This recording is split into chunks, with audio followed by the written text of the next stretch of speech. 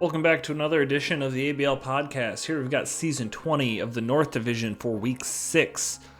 I think after rewatching the North battles, the thesis that I posited in the South video, I'm going to stick to. I think at this point in the season, people are either burned out or they're figured out.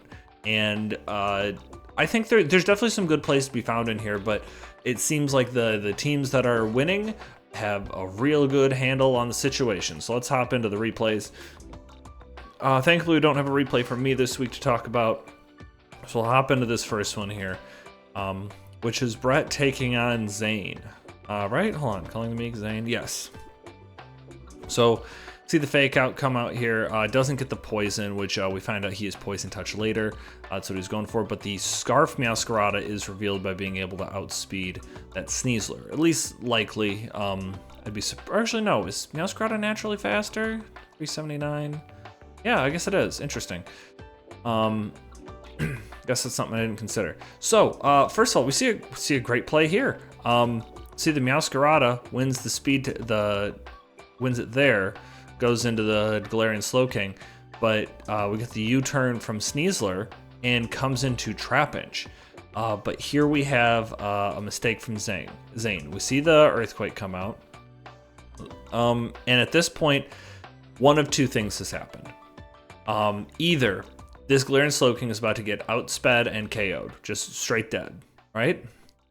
Or this Trapinch is going to be slower than this Slowking, because it can be. Like, if this Trapinch is not invested in bulk, it will be outsped by this Galarian Slowking. And Chilly Reception, unlike Teleport, is not a negative priority move, so he's able to get out and go into this Beartic, which we find out is a Choice Banded Trapinch, which obviously Brett was not expecting. He was probably expecting like Eviolite or Focus Sash or something like that. And then we're just going to see this Beartic not play around and just go for this Loaded Dice Icicle Spear. Terra Ice, do so much damage. Get 5 hits and be able to pick off the Iron Treads with... I really like that nickname. That's fun. Pick off that Iron Treads with a Aqua Jet. And he's also going to... The Fake Out doesn't do too much damage, but he does get the Poison, which really sucks. He's going to be able to outspeed this as well and take it out with an Icicle Spear. Really good value out of Beartic there. And at this point, I think that... You know what? Hold on. Okay. At this point, 2 big offensive threats taken out on Zane's side of the field. And we got Beartic ready to be sacked in the back. Everything else is very healthy and in good spots. And there's not a lot of stuff to deal with Tinkaton, barring that Trapinch. So if it were me, I would probably be making a play to try to trap this Tinkaton, right? But he doesn't do that. We get the Thunder Wave coming out. So now Shiftry is paralyzed. So keep note of that. And when Will-O-Wisp comes out, Shiftry gets Will-O-Wisp starting this generation. So that's something to note. So now Zane's going to try to take this opportunity with a Reflect Up and with a Burned Tinkaton to try to set up with Scream Tail, which I think, seeing this Bulk Up come out, really surprised me. Unfortunately, he's going to have to also deal with that Paralysis. Really annoying. But we see a Gigaton Hammer come out and do 25% damage. Now this knockoff comes out, does 1% damage. You don't see that very often. You see him Drain Punch. If this Tinkaton can avoid getting para'd a bunch, this is kind of a problem for this team, except for this Slowking, but also gets para'd a bunch. So it doesn't really matter. Now we see this come out. I think smart play here to try, because he knows that the Galarian Slowking can Chilly Reception out. So he's predicting it to Chilly Reception out, and so he's trying to force out the Slowking. And he brings in the Shiftry here. Now this Shiftry is not paralyzed. Isn't that interesting for everyone to note? So this Protect comes out here. Now it's going to eat a Shadow Ball. Shiftry, I don't know if it normally gets Shadow Ball, but it doesn't typically run Shadow Ball because Dark hits most of the same stuff. Why wouldn't you run that? As most of you have probably figured out, this is a Hisuian Zoroark masquerading as a Shiftry. Now I want to I don't want to say, oh, Brett's been bamboozled, because I discovered something when rewatching this replay that I think is kind of a weird thing on Showdown's part. So let's take it back a turn. So if Brett were to look at the team, take a look here. Okay, we got Shiftry 94%. That's right in front of us. This Shiftry, or sorry, Trapinch 94% right in front of us. This Shiftry hit the field before and it was paralyzed and used Will-O-Wisp. Remember that? You can see that it says parad and used Will-O-Wisp. The Zoroark has not hit the field, so we don't know anything about that. Now this Shiftry comes in, but wait a minute, Shiftry was paralyzed, wasn't it? Let me check. Nope, doesn't say it was paralyzed anymore. I think that's kind of a weird thing. I think probably what might have happened is Brett might have suspected, hey, is this Shiftry the Zoroark? And he could have hovered over it and been like, oh no, see?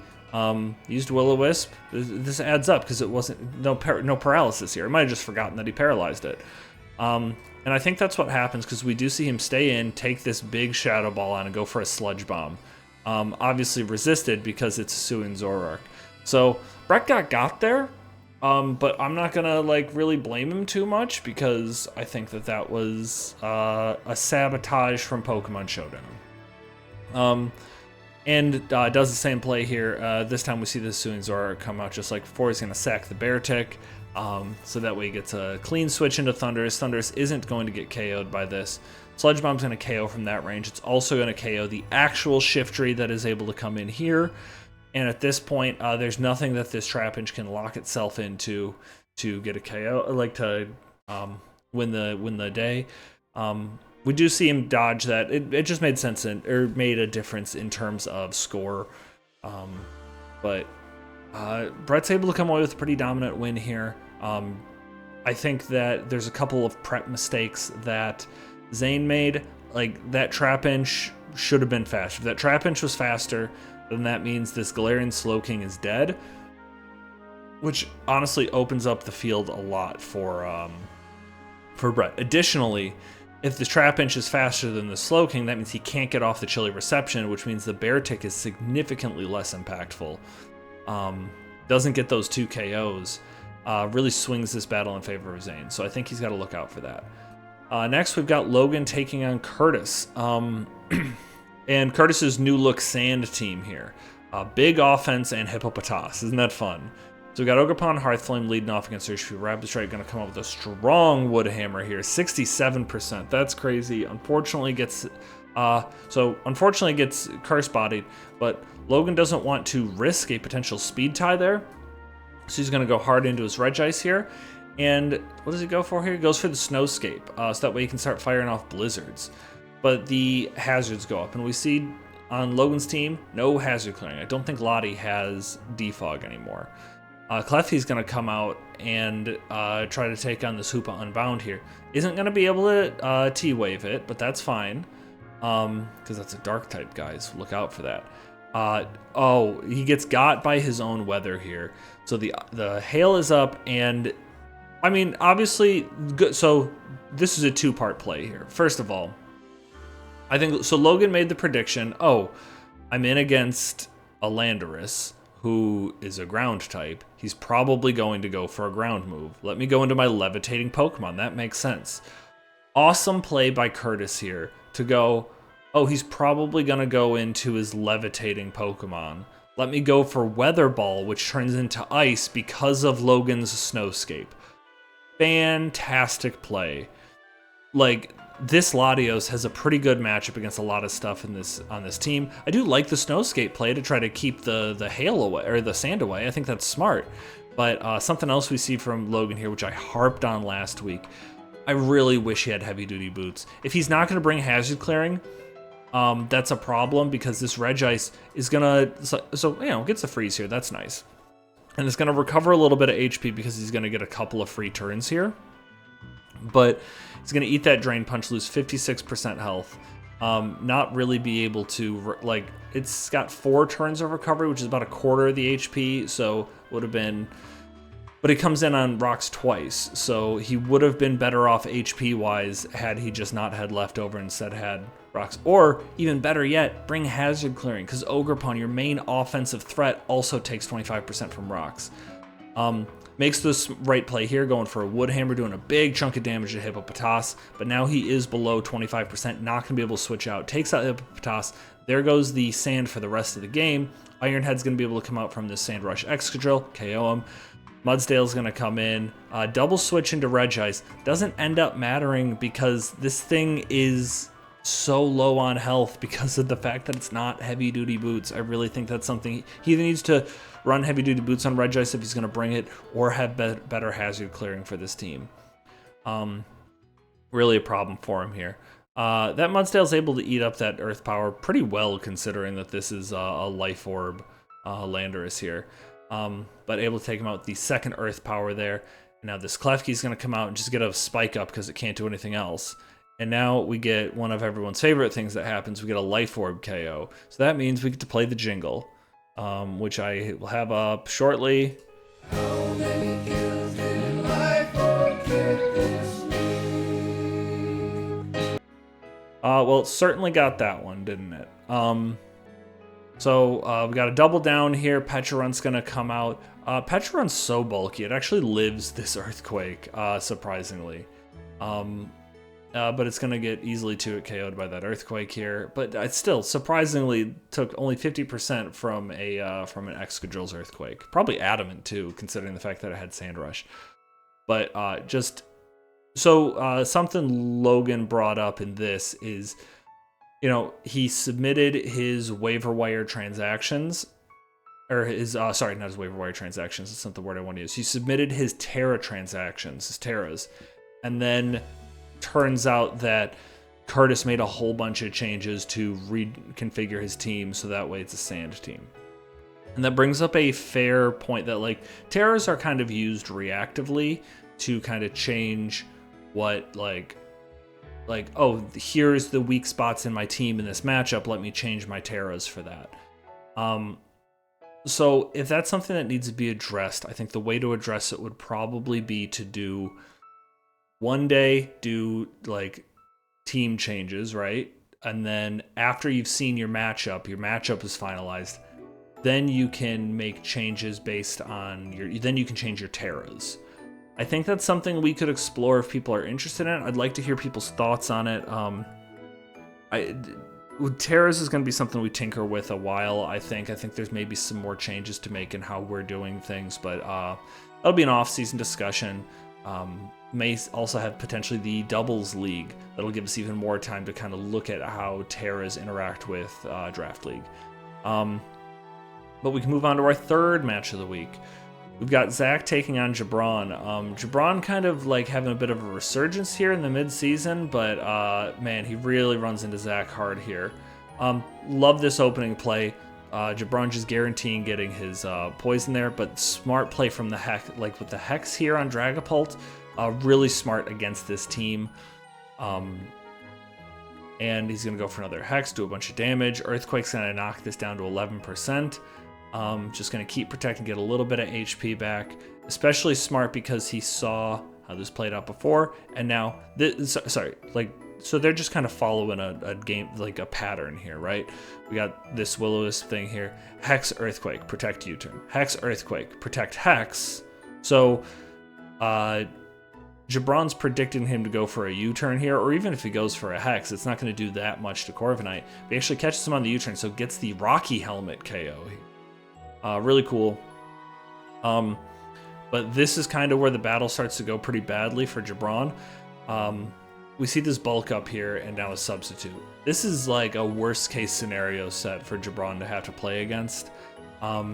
He's got 5 physical attackers and a Florges. And the Florges is out here, goes for so eats this Earthquake, does a lot of damage, but is able to break the sub, Chilling Water. So this Landers can't set up on it anymore, but it is going to take out the only special attacker on the entire team. Now, Zach has a great counter to this Ogerpon in Serena. Awesome name, by the way. I think it's pretty interesting that it's the only finisher on the team here, because I think we see DDT and Suplex, and I don't think we see Clefable, so I don't know that one's nickname. Probably Moonsault or something. That would be a good nickname.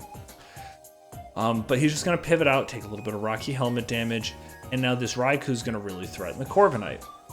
See the substitute come out. I think we see Scald? Yeah. Which is going to do a pretty good amount of damage to the Gliscor, and at the very least, I think he tries to substitute here. Yeah. Now he's going to be able to get good damage on this Ogerpon, which is really important if he wants to facilitate that Landorus win later on. Just going to try to stay ahead of the Horn Leeches here, but he's just going to go into Quillfish, get the defense drop. Does he try to set up a Toxic Spike? I think he does, or just a regular Spike, yeah. So, oh no, never mind, there's a play that happens later that I like. But Zach's going to use this opportunity to get the Serena healthy to be able to continue to take on the Ogerpon as he gets in the Landorus on this Defog here, so it's a free switch in. This is where Jabron really falls apart. Now granted, he's not in a good position because we've got this low health Ogerpon here. If this Landorus gets behind a substitute, then Ogerpon's going to have to... I guess he'd be able to Horn Leech to break it, but that's like the only thing on this team is going to be able to break it after a couple of bulk ups. So he should go right into Ogerpon here, but he doesn't. He goes into Gliscor. This Gliscor can't touch this Landorus, at least as far as we've seen. Maybe he's got knockoff or something, but probably protect Earthquake, Toxic, U-turn potentially, and that's not going to break this sub. So he gets a free substitute there. And now he's like, okay, this thing can't threaten me. I'm going to try to bulk up once. As he goes into Ogerpon. Okay, this is the play he should have done, but now there's a bulk up. So he's definitely going to have to either Ivy Cudgel or, I mean, Horn Leech might also break it. He goes back into Gliscor on the Earthquake there. I guess he's just trying to get some Poison Heal and get a little bit healthier. But Zach's going to make the same play. He's going to bulk up again as the Corviknight of all things comes in. Corviknight also at this point can't break this substitute. That's another free bulk up. See this Iron Head not able to break that. You can bulk up to your heart's content here. This Corviknight's not breaking this sub. That's taken 2 Iron Heads there. Third Iron Head breaks the sub, but this is just another free substitute because we know it takes 3 Iron Heads to break it. He can get his last bulk up. And now we see, he must think, oh, he's only got Earthquake. But the Smackdown comes out, and now this Corviknight is going to be able to take damage from this Earthquake. It's a big problem for him, and he lets it go down. It's over at this point. There's nothing Jabron can do. The only Pokemon he has that can break the sub is Ogerpon, and he lets the Gliscor go down. Not that it mattered at this point, because he has to go for the Ivy Cudgel to break the sub, and this thing's going to fall over to an Earthquake. Roaring Moon's going to come in. Now he's just got to hope for a crit, and he doesn't get it there. That's going to go down. It's just nothing is able to take on this Landorus at this point. Awesome set by Zach. Expertly played. I just love the fact that he was able to... He subbed to take out the Florges, and then once the Florges was gone, he's like, okay, I need to have an answer for the Ogerpon. So he had the Serena for that, but that's going to draw in the Corviknight, so I have an answer for that. And I've just got ways to be able to facilitate the Landorus sweep.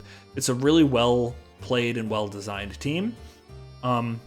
He deserved the big win there. Big win for Zach. Looking real dangerous down the stretch here. But now it is time for our marquee match of the week. Marquee match of the week. Now we have a theme. Marquee match of the week. We've got Zane taking on... Sorry, let me reset that. We've got Zane taking on Mike. Big matchup for both these guys. They're kind of in the middle of the pack here in the standings. Both of them want to improve their playoff hopes and try to stay out of that bottom 3 spots. That way they can avoid relegation. So let's hop into it. We got Masquerain lead versus Cleavor. I think this is obviously, I think, smart to go for the sticky web here. By the way, hold on, let me check something. Okay, that doesn't necessarily reveal that this is Scarf. That's what I wanted to check. But Stone Edge able to easily 2-hit KO. Drew going to take the opportunity to Rapid Spin away these webs. The Weezing's going to come in, just try to get rid of those that Black Sludge recovery. Defog's going to come out, so now no hazards on either side of the field.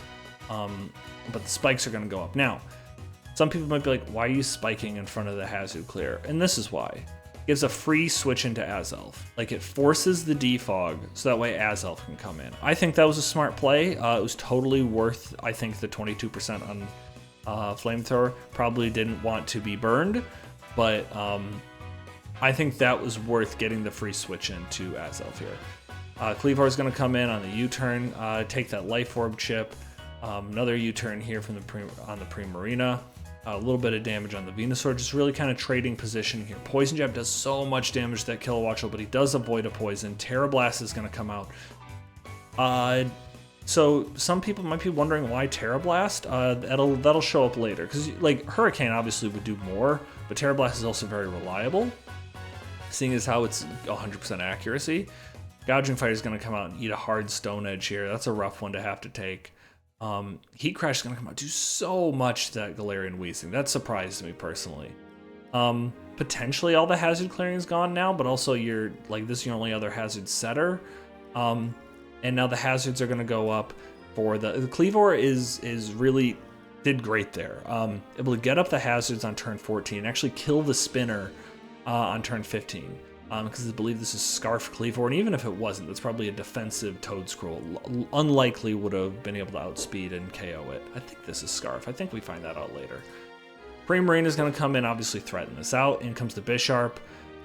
Takes a little bit of damage there. Is able to live the Poison Jab. Gets poison, unfortunately. And kind of a bad break for him here. He's going to get the Defiant boost on the Bisharp.